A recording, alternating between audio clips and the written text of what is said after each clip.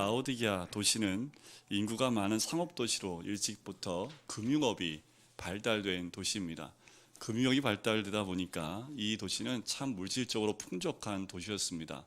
얼마나 풍족한 도시였냐면 AD 60년경에 이 아시아권, 그러니까 지금의 우리가 생각하는 아시아권이 아니라요, 지금의 터키 지방에 있는 곳이 그때 당시 아시아권이었는데 그 도시들이 다 무너질 만한 지진이 일어나게 됩니다. 그래서 완전히 그 일대가 쑥대밭이 됩니다. 도시가 형체를 남지 않을 만큼 다 무너지게 되죠. 그래서 로마 정부로부터 지원을 받게 됩니다. 그런데 유독 이 라오디게아 도시만 돈을 지원받지 않고 스스로 도시를 재건했던 그런 곳이 이 라오디게아 도시입니다. 그만큼 물질적으로 돈이 풍부했던 도시입니다. 그런데 이 도시는 또 안약으로도 참 유명한 도시예요. 그래서 이 도시 안에 의과대학이 있을 만큼 의술도 굉장히 발달된 도시가 이 라오디게아 도시입니다. 그런데 이 도시 안에 한 가지 아쉬운 것이 있는데 그게 뭐냐면 물이 안 납니다. 물이 가장 중요한데 이 도시는 물이 없어요. 그래서 이 도시 가장 가까운 10km 근방에 두 개의 도시가 있습니다. 히에라폴리스라는 도시하고요, 골로세라는 도시가 있습니다. 근데 골로세서는 아시죠? 두 개의 도시가 있는데 이 라오디게아 도시와 꼭지점을 이루면 삼각형 꼭지점을 이룰 만큼 가까이 있는 세 도시입니다. 그래서 이 라오디게아 도시에서 히에라폴리스에서 물을 끌어들이고요, 골로세라는 도시에서 물을 끌어들이는데 히에라폴리스하고 지금도 검색해 보시면 파무칼레라는 게 나옵니다. 그게 뭐냐면 목화성이라는 뜻인데 온천이 나옵니다. 굉장히 따뜻한 온천이 나오는데 온천의 성분 때문에 그 한쪽 산 한쪽 면이요 흰색입니다. 무슨 성분인지 모르겠어요. 그 온천물이 쭉 흐르는데 아마 사람 몸에 좋겠지요. 이때 당시에도 이 온천물을 끌어줬던 이유가 뭐냐면 이게 약으로도 쓰인다고 합니다. 제가 한 10몇 년 전에 갔는데 이제 왜 못하게 됐을까 생각을 해봤더니 한국 사람이 많이 가는데 우리 한국 사람 좋아하는 거 있잖아요, 그죠? 이 한국 사람, 일본 사람 좋아하는 게 온천입니다.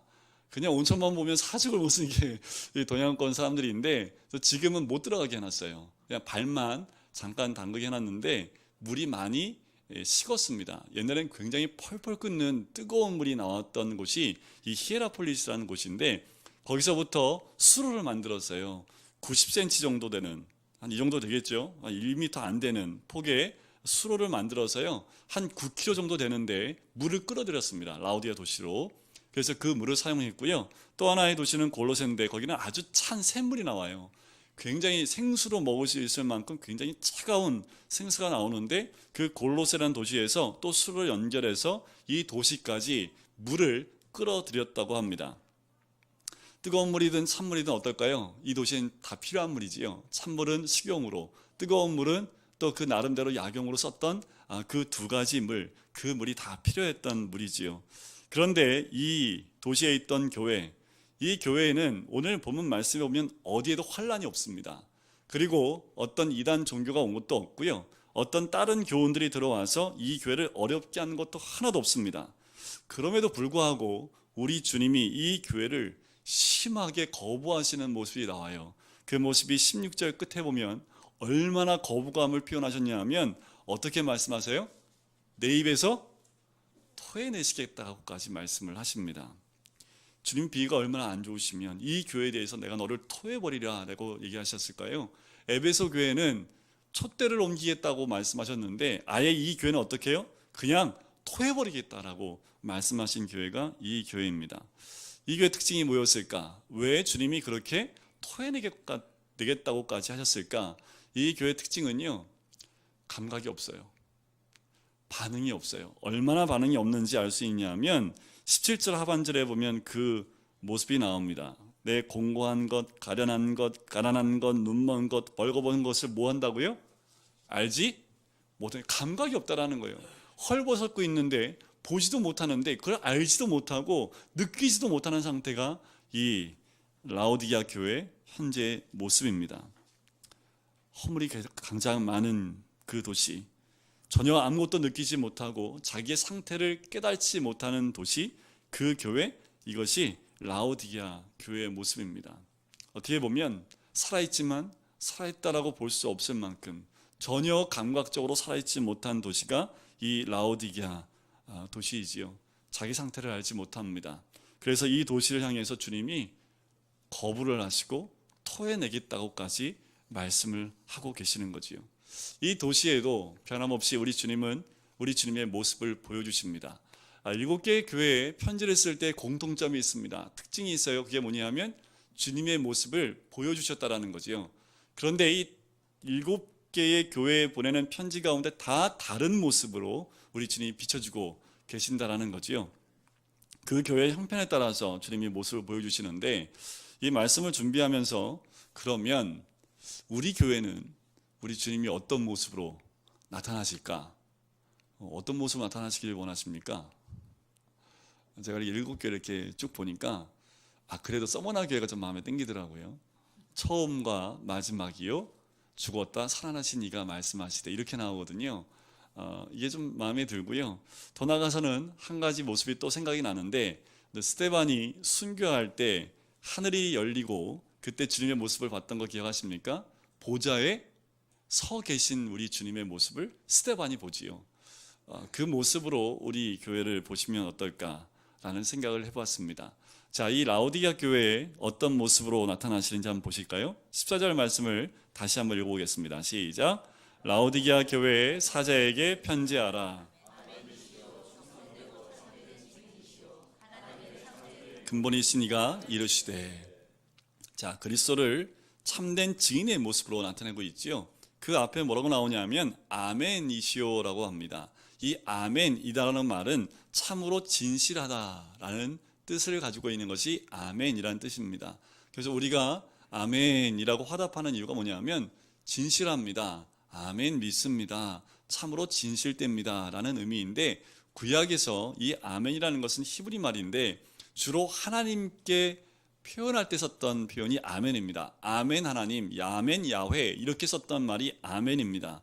그래서 아멘이시오, 충성되고 참된 증인이시오 라는 말은 그 주님은 참으로 진실한 분일 뿐만 아니라 더 나아가서 죽기까지 하나님의 참되심을 증언했던 분이다, 그 모습으로 보여주고 있는 거지요. 왜 주님이 특별히 이런 모습으로 이 교회에 비춰졌을까? 교회의 참다운 생명력은 어디에 있냐면 바로 우리 하나님의 진실된 모습을 증언하는 것에서 그 생명력을 우리는 알 수 있습니다. 그런데 이 교회는 뭘 상실한 거예요? 이 증언자의 모습을 상실했다라는 거지요. 우리 교회가 살아있다는 것을 어떻게 나타낼 수 있습니까? 하나님의 진실됨을 드러내는 것으로 우리 교회가 살아있다는 것을 드러낼 수 있는 거예요. 근데 이 교회는 전혀 그 모습이 등장하지 않았다는 겁니다. 또한 예수님을 어떻게 표현합니까? 하나님의 창조의 근본이다 라고 말씀합니다. 모든 피조물의 으뜸이 되신다, 근본이시기 때문에 모든 피조물이 이 근본 되신 주님과 관계가 있어야지 존재의 의미가 있다라는 표현입니다. 그 말은 무엇을 의미합니까? 교회도 누구와의 연결고리가 있어야 돼요? 주님과의 연결고리가 있어야 된다는 겁니다. 왜요? 교회의 머리가 누굽니까? 그리스도이시잖아요.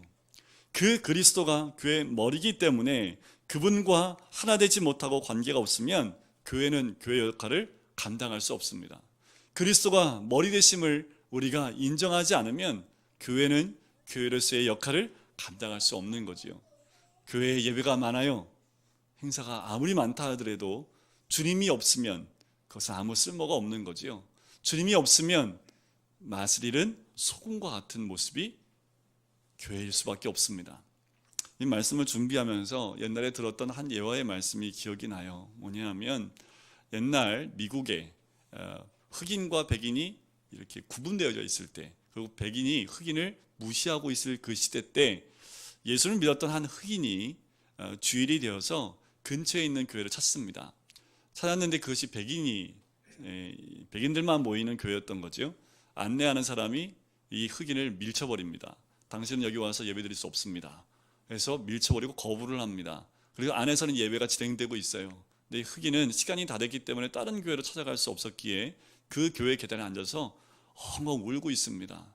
한참 울고 있는데 옆에 누가 앉아 있는 거예요.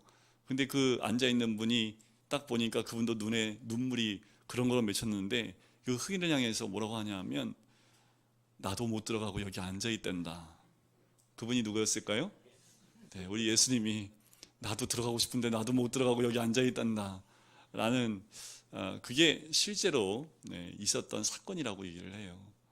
우리가 주님이 함께하지 않는 교회, 아무리 많은 것을 해도요, 그 교회는 살아있다라고 말할 수 없는 거지요. 그래서 이 교회를 향해서 우리 주님은 토하여 내칠 수밖에 없다라고 말씀을 하는 겁니다. 자, 주님이 이 교회에 대해서 책망하는 말씀이 바로 15절에 나오는데요, 이들이 미지근한 그 상태에 대해서 말씀하시는 거죠. 15절 말씀 제가 한번 봉독해 드릴게요. 내가 내 행위를 아노니. 자, 모든 교회에 우리 주님이 안다라고 표현하는데 이 교회만 유독 너 알아. 그런데 뭘 알아요? 책망할 것을 안다라는 거지요. 내가 차지도 아니하고 덥지도 아니하고 뜨겁지도 아니하도다. 내가 차든지 뜨겁든지 하기를 원한다라고 말씀을 하시는 거지요. 자, 이 표현을 이렇게 해석하시면 안 돼요. 예수 믿으려면 확실히 믿든가 말려면 말든가. 네, 이게 정통적으로 해석 방법 중에 많이들 이렇게 해석을 하셨는데 우리 주님이 믿으려면 믿고 말려면 말려 이렇게 표현하셨겠습니까? 그죠? 이건 은유적인 표현인데 어떤 의미냐 하면 아까도 말씀을 드렸지만 이 교회에 뜨거운 물도 필요하고 유용하지요. 차가운 물도 유용합니다. 뜨겁든 차갑든 이 두 물은 이 도시에 굉장히 필요한 유용한 물이기 때문에 너희가 주께 쓰임받을 유용한 그 상태가 되지 못했고 미지근한 상태가 되었다라고 말씀을 하고 있는 거지요. 자, 15절에 보면 내가 이같이 16절에 미지근하여 뜨겁지도 아니하고 차지도 아니하니 내 입에서 너를 토하여 버리리라 라고 말합니다. 자, 미지근하다라는 말은 뭐냐 하면 아까도 말씀을 드렸지만 히에라폴리스에서 아주 뜨거운 온천물이 수로를 통해서 9km로 흘러내려옵니다. 여러분들 9km 뜨거운 물이 그냥 한번 흘러온다고 생각해 보세요. 그 뜨거움이 어느 정도 유지될까요? 햇빛에 다 식고 아마 미지근한 물이 되지 않을까. 근데 이 뜨거운 물의 성분이 뭐냐 하면 온도가 낮아지게 되면 자연스럽게 석회질이 섞인 미지근한 물로 바뀐다고 합니다. 이 미지근한 물을 마시면 어떻게 될까요? 구토증이 일어난대요. 그래서 당시에 이 라오디게에 살고 있는 도시 사람들은요, 이 구토증을 많이 유발했던 이 물을 안 먹을 수 없는 거지요. 그런데 먹으면 시시때때로 구토가 일어나는 그 증상이 일어났다고 합니다. 그러니까 우리 주님이 이들의 이 모습을 통해서 영적인 상태를 알려주고 있는 거지요. 이 15절과 16절을 딱 말씀해 주면 이 도시 사람들 어땠을까요? 너무나 잘 알지요. 그게 뭔지, 미지근한 물이 뭔지 너무나 잘 알지요. 이 편지를 받는 성도들, 이 표현을 들으면서 아마 마음이 뜨끔했을 겁니다. 이 미지근하다라는 말은요, 이런 의미가 있는 거예요. 아무리 말씀을 해줘도 반응이 없어요. 아무리 말씀이 들려도 그 말씀 가운데 반응이 없다라는 거죠. 여러분들, 예수를 믿는 사람들의 특징은 뭡니까? 말씀이 들어오잖아요. 말씀이 들어오면 바뀝니다. 말씀이 들어오면 눈에서 눈물이 맺히고요, 입가에 미소가 들어오게 돼 있고요, 말씀이 들어오면 변화가 있는 것이 그리스도인의 특징 중에 하나입니다. 옛날에 어떤 분을 봤는데 얘기를 들었는데 이런 얘기를 들었어요. 여러분들, 그 스트레스를 심하게 받으면 어떻게 되는지 아세요? 여러 가지 질병이 오지만 이가 다 빠진다고 그래요. 제가 알고 있는 한 목사님이요, 목회하시다가 이가 몽창 다 빠지셨대요. 목사가 왜 이가 몽창 빠졌을까요? 그러니까 그 교회 안에 분쟁이 있는데 그 분쟁 가운데 껴가지고 이러지도 못하고 저러지도 못하는 걸 몇 년 동안 견디시다가 이가 다 빠지셨다고 하더라고요. 그러니까 한 사람이 삶의 고난이 너무 심해서 예수 믿는 사람인데 이가 몽창 다 빠질 만큼 힘들어서 이제 자살을 결심을 하고, 자살하기 전에 우리 주님 한 번만 만나고 자살해야지 하고 근처에 있는 교회를 갔다는 거 아닙니까? 근데 교회에 딱 들어갔는데 그 목사의 말씀이 다 하나님 말씀이 돼서 그 사람 마음을 다 뒤집어 놓은 거예요. 예배 동안 그냥 눈물 콧물 다 빼고 결국 어떻게 됐을까요? 그 교회 정착해서 장로가 됐다고 합니다. 하나님의 사람은 말씀이 들리면 그 마음이 회복함이 있습니다. 그런데 이 교회는요, 말씀이 들어와도 전혀 요동함이 없는 거지요. 여러분들, 누가복음 19장에 보면 세리장 삭개오의 그 사건 아십니까? 예수를 만났던 그 삭개오, 그가 예수를 만나고 난 다음에 했던 고백이 있습니다. 주여 보시옵소서, 내 소유의 절반을 가난한 자들에게 주겠사오며 만일 누구의 것을 속여 빼앗은 일이 있으면 내 갑전이나 갚겠나이다. 말씀이신 예수님을 만난 다음에 이 삭개오의 변화된 모습입니다. 말씀을 만나면 사람은 변하게 되어 있습니다. 새 사람으로 되게 되어 있다라는 거지요. 그런데 이 라오디게아 교회 사람들은 어떻습니까? 도대체 말씀에 관심이 없는 거지요. 왜 말씀이 없을까? 말씀을 들어도 변화가 없고 안 들어도 변화가 없고 말씀을 듣기 전이나 듣고 난 후나 변화가 전혀 없는 거예요. 이 말씀을 준비하면서 말씀을 준비하긴 한 전이나 말씀을 준비한 후나 전혀 변함이 없는 제 자신의 모습이 또 보여가지고 좀 힘들긴 했지만 말씀을 듣기 전이나 후나 별 차이가 없는 이들의 모습이라는 거지요. 그 이유가 뭐였을까라는 거지요. 왜 말씀을 들어도 반응이 없었을까? 왜냐하면 이들의 마음을 지배하고 있는 것이 다른 것이 있었다라는 겁니다. 그게 뭐냐면 세상 맛에 이들의 마음을 빼앗겼던 거지요. 여러분들 그 아이들, 우리 꼬맹이도 있지만 우리 아이들이 좋아하는 게 뭔지 아시죠? 사탕 주면 아주 그냥 끝입니다. 울다가도 사탕 하나 물려주면 안 울잖아요, 그죠? 그렇다고 엄마들이 계속 입에다 사탕 물려주는 엄마 봤습니까? 왜 사탕을 계속 안 물려줘요? 있어그니까, 그죠? 이게 똑같은 거예요. 세상 맛이요 달콤해요. 그래서 말씀보다 이 맛에 더 취하게 되면요 계속 세상 맛만 추구하게 된다는 거지요. 근데 그것이 우리 영에 좋아요, 안 좋아요? 좋지 않지요. 그런데 한번 그 맛을 딱 보면 잊을 수 없는 맛이 되기 때문에 계속 그 맛만 생각하게 되는 거죠. 그러니까 어떻게 마음을 다 뺏겨버리니까 우리 아이들 밥 준다고 해도 밥 안 먹고 뭐만 달라고 그래요? 사탕만 달라고 그래요. 사탕을 매일 밥을 먹어요. 그런 아이들도 있더라고요. 아마도 이 라오디게아 교회 성도들이 그랬지 않았을까.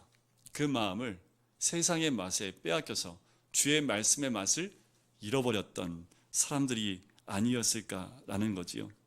세상에는 너무나 민감하게 반응을 해요. 여기서 저랬대 그러면 막 웅성웅성거리고, 저 사람이 저랬대 그러면 이렇게 웅성하고, 여기다 투자해도 돈 번대 그러면 막 웅성웅성거리고.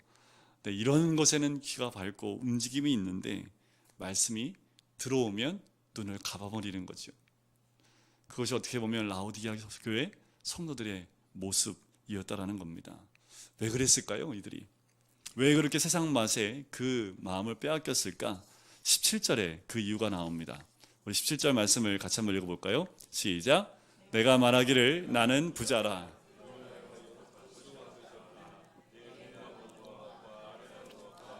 한 것과 눈먼 것과 벌거벗은 것을 알지 못하는도다. 자, 이들이 돈이 많았다고 제가 말씀을 드렸잖아요, 그죠? 다 무너졌는데도 로마 제국의 지원을 받지 않을 만큼 돈이 많았던 도시가 이 도시입니다.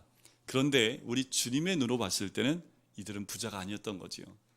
헐벗은 모습들, 눈먼 자들의 모습과 같았다라고 이야기를 합니다. 그 사람의 정서와 가치관 속을 들여다보면 자기 자신밖에 없다라는 거예요. 그 말 표현을 보세요. 나는 부자여서 부족한 것이 없다. 그의 중심에 누가 있다라는 겁니까? 자신이 있다는 거죠. 내가 있다라는 겁니다. 자, 이것을 제가 말씀을 준비하면서 사형리가 떠오르더라고요. 제가 대학생 때 저희 때는 사형리가 참 많았는데 한 분이 오시더니 내비게이터 형제님이셨는데 사형리를 딱 들이대더니 예수 믿으세요? 그래서 믿습니다 했더니 사형리 맨 뒤를 딱 피시더라고요. 그러더니 그림 세 개를 딱 보여줘요. 여러분들 기억나십니까?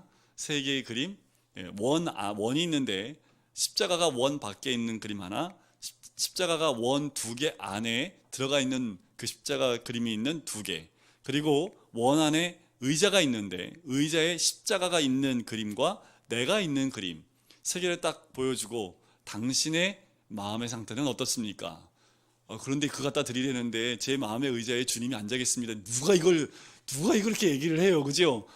당연히 그냥 고개 숙이고 꼬리 내리고 제가 앉아 있습니다. 그러면 이제 거기서 사형이 또 시작되더라고요, 거기서. 이 말씀을 준비하면서 이제 그게 생각이 나는 거예요. 분명히 이 교회에도 십자가가 있었고 예수님이 있었지요. 그런데 나는 부자라 라는 표현을 통해서 보면 무엇을 의미합니까? 이들의 마음의 보좌 위에는 누가 있어요? 나 자신이 있었다라는 것을 우리는 알 수가 있는 거지요. 마치 누가복음 12장에 나오는 어리석은 부자 같아요. 수확물이 많아요. 그래서 수확물을 보관할 수 있는 장소를 몇 개를 더 짓자라고 얘기합니다. 배를 두들기면서 이제 편히 쉬고 편히 놀자라고 했을 때 우리 주님이 뭐라고 하십니까? 오늘 밤 내 영혼 걷어가면 이 모든 것이 너에게 무슨 쓸데가 있느냐라고 말씀을 하시는 거지요. 그 모든 것 다 누가 주신 거라는 겁니까? 우리 주님이 주셨다라는 거지요. 우리의 인생의 기초를 나에게 두고 있느냐, 하나님에 두고 있느냐, 끝없는 우리 내적 싸움입니다. 우리는 우리의 삶의 기초를 주께 둬야 되지요. 그러면 어떤 고백이 나옵니까? 나에게 있는 모든 것 주를 통하여 받은 것입니다. 이 모든 것 바로 우리 주님을 통하여 받은 것입니다 라는 그 고백이 있을 수밖에 없는 거지요. 왜요? 내가 갖고 있는 것, 누리고 있는 것, 똑똑한 것 다 내가 잘나서요? 아니요. 하나님의 선물이라는 거지요. 그래서 우리는 뭐라고 고백할 수밖에 없어요? 내가 자랑할 수 있는 것은 뭐밖에 없다고요? 우리 주님밖에 없습니다. 그래서 사도 바울이 뭐만 자랑하겠다고 얘기합니까? 십자가 외에는 자랑할 것이 없습니다 라고 고백했던 사람입니다. 이 교회에게 우리 주님이 그냥 토해버릴 거야 라고만 하지 않고 뭐라고 말씀하시냐면 회복할 수 있는 기회를 18절에 주세요.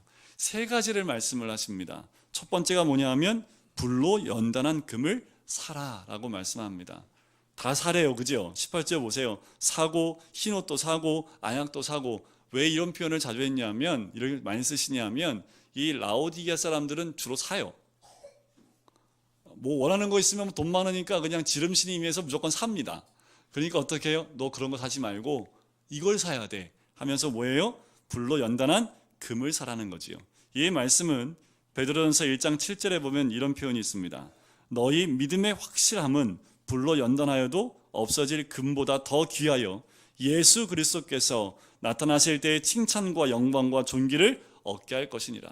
자, 시련을 환난을 통과한 그 믿음, 그것이 가장 귀하다라고 말씀을 하시는 거지요. 불로 연단한 금, 그것은 시련을 통과한 믿음을 너희가 가져야 된다. 그것이야말로 진정한 부요함이다 라고 말씀을 하는 겁니다. 내 눈에 보이는 그 금, 그보다 더 귀중한 것은 시련을 통한 그 믿음을 갖는 것, 그것을 선택하라는 거지요.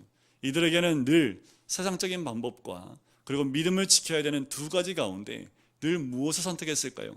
세상 맛을 보았기 때문에 세상적인 것, 세상에서 내가 누리는 것, 세상 가운데서 내가 갖고 싶은 것, 이런 것에 마음을 빼앗겼다면 우리 주님은요, 이제 믿음을 선택하고 믿음을 통하여 얻는 고난과 그 아픔 가운데 너희 믿음을 굳건히 지키는 것을 선택하라 라고 말씀을 하시는 거지요. 두 번째는 무엇을 의미합니까? 흰옷을 사서 벌거벗은 수치를 보이지 않게 하라. 자, 이것은 무엇을 의미하냐면요, 정체성을 의미합니다. 그리스도인으로 우리는 무엇을 입어야 됩니까? 흰옷을 입으셔야 돼요. 이 흰옷이 무엇이냐면 예수 그리스도를 믿음으로 우리는 무슨 옷을 입었습니까? 의의 옷을 입었잖아요. 그죠? 예수 그리스도를 만나고 믿고 난 다음에 우리는 그 믿음을 통해서 이 흰옷을 입었습니다. 끝? 아니요. 그 다음은 어떻게 해요? 그 흰옷을 계속 입고 다니셔야 되잖아요. 그죠? 그러면 어떤 삶을 살아야 됩니까? 의의 삶을 살아가는 삶. 그것이 흰옷을 입고 사는 삶이 되는 거지요. 우리 주님은 흰옷 입혀줬지 너 그리스도인이야 라고 말했더니 나갈 때는 그 옷 벗어버리고 외출할 때는 내가 원하는 옷 입고 밖에 나갔다가 집에 들어오는 흰옷 입고, 이게 아니라는 거지요. 한번 흰옷을 입으면 우리는 다 누가 되는 거예요? 그리스도인. 밖에 나가든지 안에 들어오든지 항상 그리스도의 삶으로 살아가야 됨을 이야기하는 겁니다. 세 번째는 안약을 발라서 보이지 않는 눈을 보게 하라. 이것은 무엇을 의미하냐면요, 영적인 분별력을 가지라. 여러분들, 제가 약국 가서 안약을 하나 사오려고 그랬어요. 이 약 한 번만 눈에 넣으면 그런 약이 있으면 얼마나 좋겠습니까? 그죠? 특별히 이 도시에는 그 안약이 참 유명했던 도시예요. 그 안약을 사서 바르라는 말은 그 안약은 무엇을 의미합니까? 영적인 분별력인데, 우리가 예수 믿으면 믿음과 동시에 하나님 뜻이 너무 선명하게 잘 보여. 얼마나 좋을까요? 그죠? 나를 향한 하나님의 뜻이 너무도 잘 보여요. 그럼 얼마나 좋을까요? 우리 가정을 향한 하나님의 뜻이 무엇인지 알면 얼마나 좋을까요? 그런데 안 보이잖아요, 잘. 그 잘 보이면 선택만 하면 되는데 안 보이잖아요. 자, 어떻게 하면 보일 수 있을까요? 말씀이 들어왔을 때 그 말씀을 적용해 보십시오. 그러면 그 말씀을 통해서 주시는 하나님의 음성을 듣기 시작하고요, 그 뜻이 삶 가운데 이루어지게 됩니다. 그러면 조금 보여요. 안경 쓰고 조금 보여요. 안경 벗으려면요, 매일 말씀 가운데 주의 뜻을 적용하고 순종하는 삶을 살아가야 된다는 거지요. 결국 안약이 뭡니까? 주의 말씀에 적용하는 것이 이 안약이라는 거지요. 그 안약을 발라서 영적인 분별력을 가지라 라고 말씀을 하시는 겁니다. 그러면서 우리 주님이 한 가지 더 권면을 하십니다. 19절 말씀인데요, 무릇 내가 사랑하는 자를 책망하여 징계하노니 그러므로 내가 열심을 내라 회개하라. 한 단계 더 나가십니다. 뭐라고 얘기하세요? 사랑하는 자라고 표현을 하시지요. 7교회를 다 한번 보세요. 어디에도 사랑하는 자라는 표현이 나오지 않습니다. 그런데 주님이 토해버릴 거야 라고 말하는 그 교회 사람들을 우리 주님이 뭐라고 합니까? 사랑하는 자. 그렇다고 여러분들 미지근한 신앙 가지라는 얘기는 아닙니다. 그래야지 우리 주님이 사랑하시는 건 아니니까. 자, 뭐라고 얘기하시냐면 그 자를 책명하여 징계한다. 이 징계라는 말은요, 훈련이란 말입니다. 그러니까 훈련을 받으라는 거지요. 열심을 내라는 겁니다. 회개하라는 거지요. 열심히 내라는 얘기는 무엇을 의미하냐면은 여러분들 뜨거워지라는 거잖아요. 차갑든지 뜨겁든지 하라는 그 말씀처럼 내 삶이 다시 돌이켜라. 뜨거움을 가져라. 말씀 가운데 하나님 온전히 섬겨라. 하나님만을 의지하고 말씀 가운데 다시 회복되어야 됨을 이야기하는 겁니다. 그것은 곧 회개함과 연결이 돼요. 열심을 내라. 니꼬로 회개하라는 거지요. 회개하라는 것은 무엇을 의미합니까? 열심을 내라는 거지요. 삶의 변화됨을 의미하는 겁니다. 회개한다는 것, 곧 열심을 내는 것, 그것을 의미하는 거지요. 자, 이것을 추구하면서, 촉구하면서, 깨우시면서, 회복하라고 말씀하시면서 우리가 그렇게 잘 알고 있는 20절 말씀을 우리에게 하시는 거지요. 우리 20절 말씀 같이 한번 읽어볼까요? 시작. 볼지어다 내가 문 밖에 서서 두드리노니.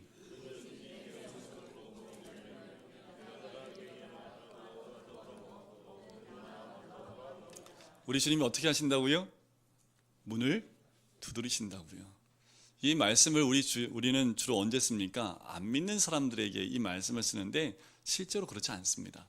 이 말씀은 라오디게아 성도들한테 한 말이지요. 라오디게아 교회 성도들은 어떤 사람들이었다고요? 미지근한 사람들이었다니까요. 우리 주님이 입에서 토해버리겠다고 말씀하신 그 사람들입니다. 주님이 토해버리겠다고 얘기했는데 지금 주님이 누구의 문을 두들기고 있어요? 그들의 문을 두들기고 있는 거죠. 우리 주님은 미지근하여 토해버릴 수밖에 없는 그런 사람들에게 찾아가서 여전히 지금도 문을 두들기고 계십니다. 문을 열어달라고 얘기하시는 거지요. 그 라오디게아 성도를 찾아갔듯이 지금도 우리를 찾아오시고 우리의 문을 두들기고 계시는 줄 믿습니다. 이게 2세기 전에, 그러니까 2000년 전에 있었던 사건이 아니라요, 지금 우리 문을 두들기고 계시다는 것을 어떻게 알 수 있습니까? 서서 두드리노니라는 말씀이에요. 원어에 보면 현재 완료 시제로 되어 있습니다. 현재 시제라니까요. 지금도 우리의 마음을 두들기고 계십니다. 여시면 돼요. 이 라오디게아 성도들이 열면 됩니다. 열면 우리 주님이 어떻게 하시겠다고요? 들어가서 먹고 그와 더불어 먹으리라 라고 말씀을 하는 거지요. 주님과의 진정한 교제로 나아가겠다라고 말씀을 하는 겁니다. 여러분, 우리가 깨어나야 될 것이 여기에 있습니다.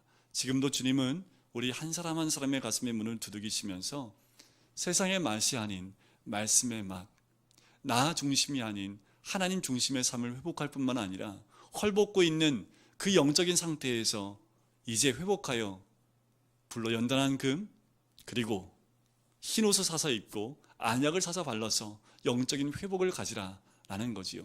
그렇게 되기 위해서는 어떻게 하면 됩니까? 문을 열면 됩니다. 그것이 주님이 우리를 향한 초청의 말씀이라는 거지요.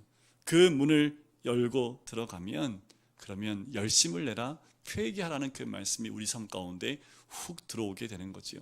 지금도 변함없이 우리 주님은 우리의 가슴을 두들기고 있습니다. 그렇게 이기는 자에게 우리 주님이 21절에 뭐라고 얘기하십니까? 내 보좌에 함께 앉아있게 해주겠다라는 거예요. 책망받을 것밖에 없는 이 교회에게 마지막 약속하신 말씀이 뭡니까? 내가 이겨서 하나님 보좌에 옆에 앉았던 것처럼 너도 그 보좌에 앉게 해주겠다는 그 놀라운 약속을 주셨다라는 거지요. 지금도 이 약속은 변함이 없습니다. 지금도 믿음을 지키고 세상에 벗되지 아니하고 말씀 가운데 살아가는 주의 백성들이 끝까지 말씀을 지키며 하나님의 뜻 가운데 있게 되면 그래 너를 내 보좌에 같이 앉게 해줄게 라고 말씀을 하시는 거지요. 이것을 기대하셔야 됩니다. 주님의 약속은 땅에 떨어지는 법이 없습니다.